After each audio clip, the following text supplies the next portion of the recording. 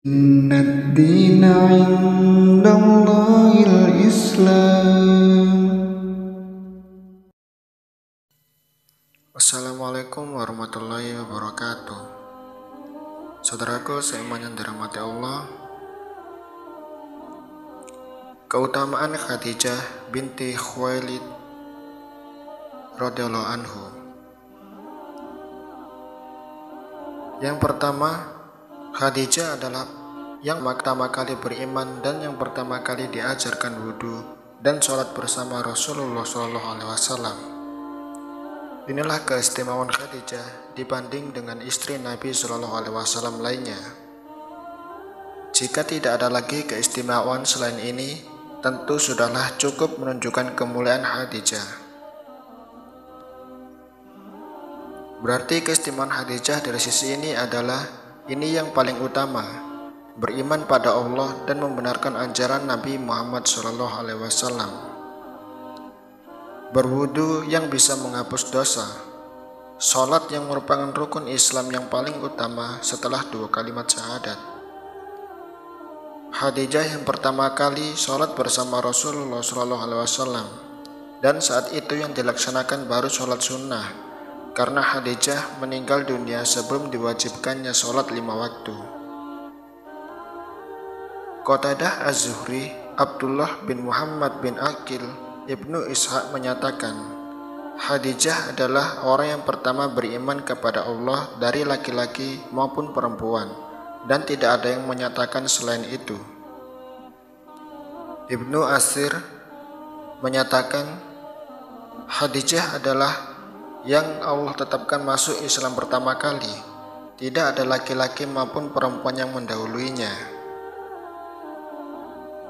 Imam Az-Zahabi menyatakan pula, Khadijah Ummul Mukminin adalah orang yang pertama kali beriman pada ajaran Rasulullah SAW dan membenarkannya sebelum yang lainnya. Yang kedua, Khadijah membantu dakwah Rasulullah SAW. Lihatlah bagaimanakah Khadijah membantu Rasulullah SAW saat beliau menerima wahyu pertama di Gua Hiro.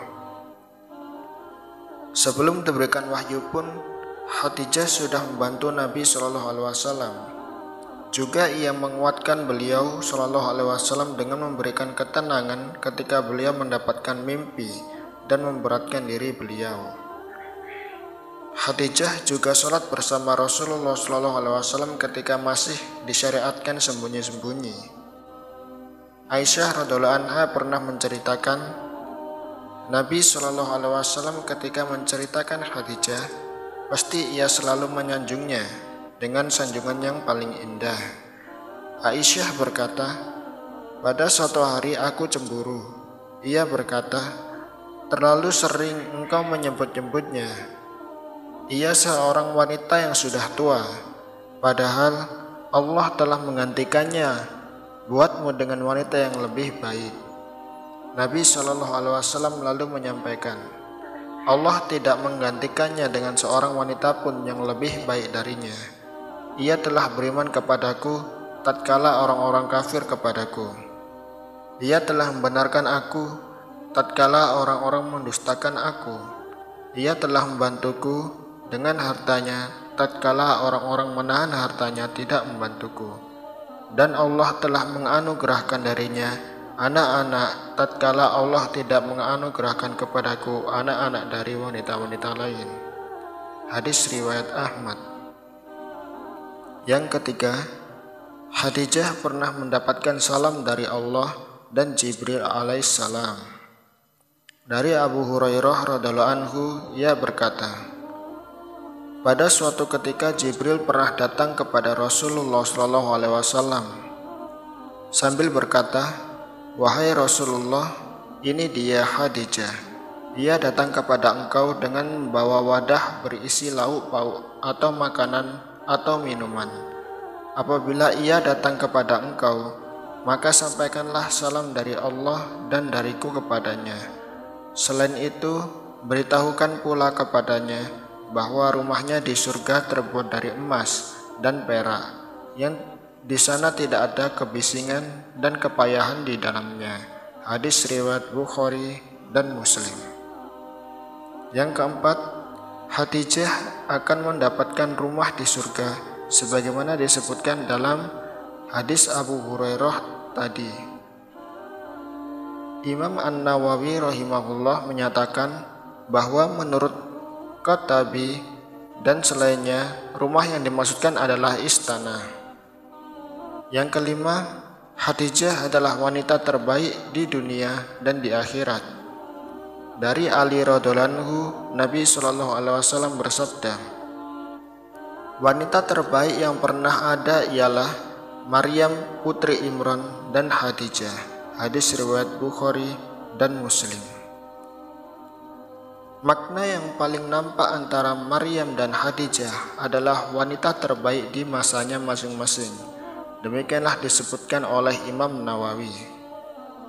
Dalam hadis Ibnu Abbas radhiyallahu anhu, Rasulullah SAW bersabda, wanita-wanita yang paling utama sebagai penduduk surga adalah Khadijah binti Khuwailid, Fatimah binti Muhammad, Asyah binti Muzahim, dan Maryam binti Imran. Hadis riwayat Ahmad.